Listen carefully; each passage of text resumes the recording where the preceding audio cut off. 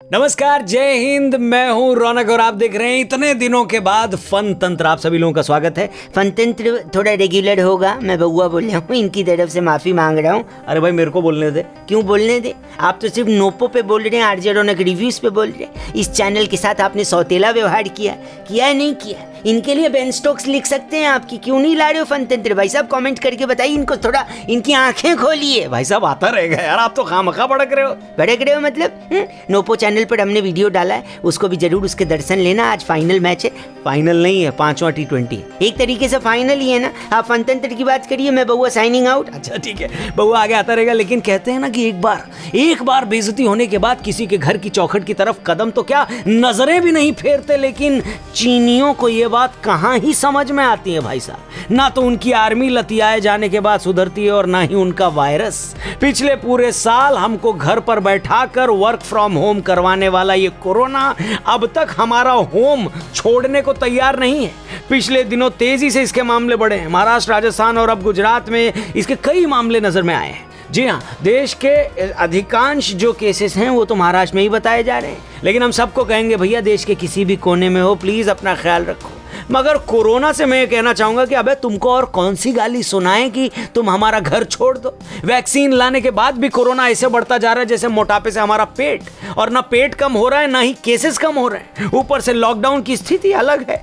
मतलब 2020 तो मनहूस हम कर ही चुके हैं, 2021 को तो बख्श दे कोरोना कहीं के। और ज्यादा चर्बी चढ़ी है तो जिस गाड़ी से आ रहे हो उसका नंबर दे दो, महाराज जी से कहकर उसको पलटवाने का प्रबंध। छोड़ो, आगे बढ़ते हैं।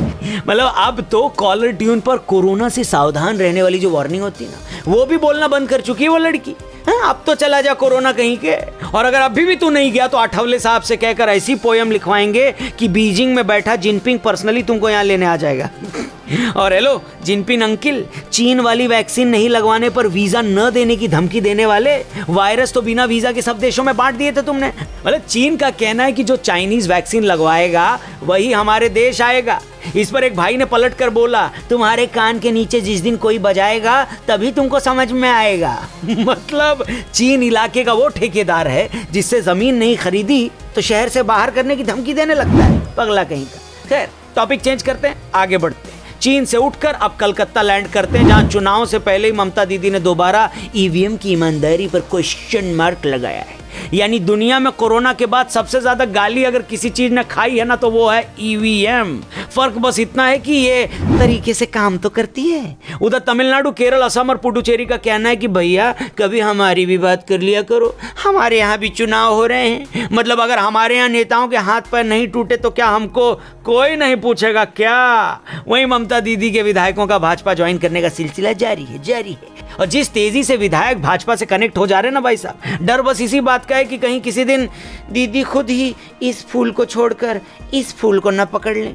खैर, आगे बढ़ते हैं, टॉपिक चेंज करते हैं, व्हाट्सएप के ऊपर आते हैं। व्हाट्सएप और इंस्टाग्राम कल डाउन हो गया था, लेकिन सबसे पहले शुरुआत व्हाट्सएप से हुई है। मतलब अगर परफॉर्मेंस की बात करें तो इस टाइम केएल राहुल और व्हाट्सएप दोनों सेम तरीके से परफॉर्म कर रहे हैं। मतलब दोनों ही बिना बताए कब डाउन हो जाते हैं मालूम ही नहीं पड़ता है। और व्हाट्सएप डाउन होने का कंफर्मेशन भी हमको ट्विटर से मिलता है। क्या बात है! यानी सोशल मीडिया अगर एक जॉइंट फैमिली है तो ट्विटर उस घर की सबसे बुजुर्ग महिला है, जहां पूरा घर बाकी बहुओं की चुगली करने पहुंच जाता है। यानी भूकंप आए, व्हाट्सएप डाउन हो, इंस्टाग्राम फेल हो, इस सब की जानकारी सबसे पहले आपको ट्विटर पे ही मिलती है। मतलब कई लोग तो ऐसा हद पार कर लेते हैं भाई साहब कि भूकंप आया है ये सबसे पहले ट्विटर पे बताने के चक्कर में ट्वीट करने पहले लग जाते हैं और हिलती हुई इमारत से बाहर बाद में भागते हैं। बाबा जान की थोड़ी तो फिक्र कर।